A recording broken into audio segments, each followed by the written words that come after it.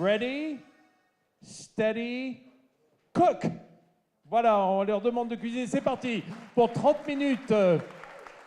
On les trouve d'ordinaire dans des cuisines taille réduite à bord de super yachts, voiliers ou bateaux d'exploration. Ces chefs des mers vont pourtant exceptionnellement cuisiner sur la terre ferme pour un défi ambitieux. Voilà, je peux vous dire que ça va très vite. Cela peut sembler plus facile pour ces chefs habitués à la haute mer, souvent agités, mais la tâche sera tout de même semée d'embûches. Première difficulté, concocter un plat original en seulement 30 minutes. Autre difficulté, les ingrédients ne seront connus qu'au lancement du chronomètre et les candidats devront se servir de l'ensemble des ingrédients de ce panier mystère, un défi qui a séduit ces chefs. C'est super, c'est très stressant de devoir aller aussi vite, ça nécessite beaucoup de concentration pour tout réaliser, mais c'est ça qui est bien. Les phases de qualification sont composées en 4 rounds lors desquels 3 chefs s'opposent. Pour le premier trio de la journée, au menu filet mignon de veau, carottes nouvelles, pommes de terre vitelottes, bacon, œufs, parmesan et herbes aromatiques.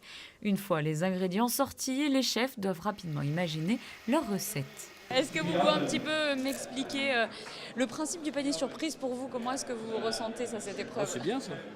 On peut rien préparer, on fait tout au dernier moment. Alors ça va être un filet mignon. Écoutez, j'hésite entre deux trucs, donc je sais pas encore. Un jury prestigieux pour départager les candidats. Pablo Albuerne, gagnant de la précédente édition. Virginie Basselot, meilleur ouvrier de France et chef du Chantecler à Nice. Jacques Maximin, meilleur ouvrier de France, étoilé Michelin. Et Marcel Ravin, étoilé Michelin lui aussi, chef du Blue Bay à Monaco. Comment ça se passe? On discute. Non, ça se passe déjà. On est très heureux de voir que les candidats qui sont là sont tous motivés. Et ça nous donne aussi l'envie de ne pas les décevoir et de prendre en considération un travail qui est fait en 30 minutes, c'est pas évident. Mais il y a de belles surprises.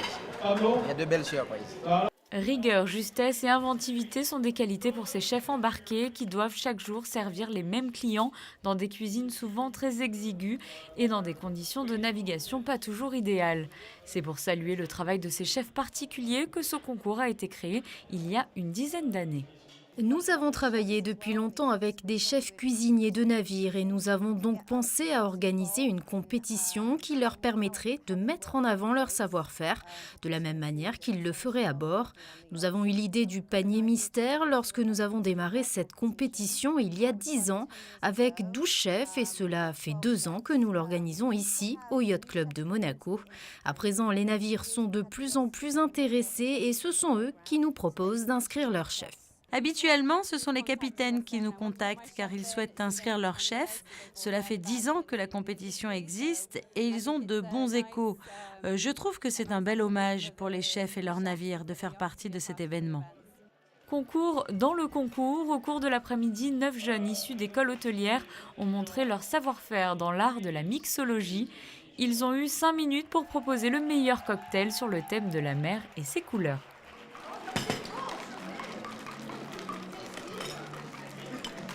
Et c'est finalement un cocktail à base de curaçao, d'eau vive, sirop de sucre et jus de citron vert qui décrochera la première place.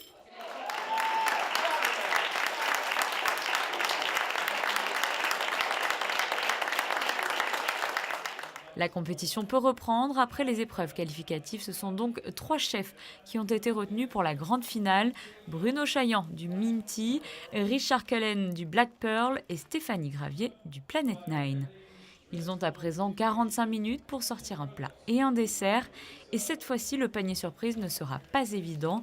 Les chefs et le jury sont inquiets lorsqu'ils découvrent sa composition, une souris d'agneau accompagnée notamment d'haricots blancs, de produits qui ne peuvent être cuits correctement en 30 minutes. Mais les chefs relèvent tout de même le défi.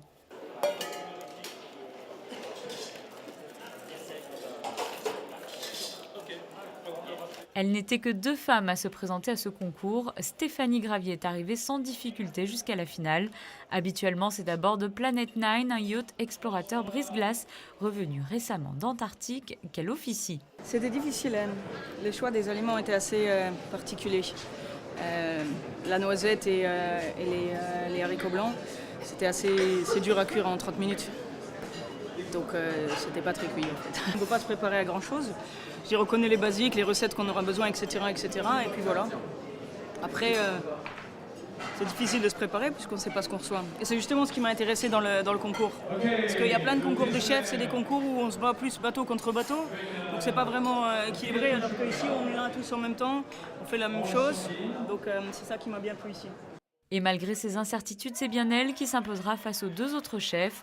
Une édition riche en couleurs qui reviendra pour la 3e année consécutive au Yacht Club de Monaco en 2020.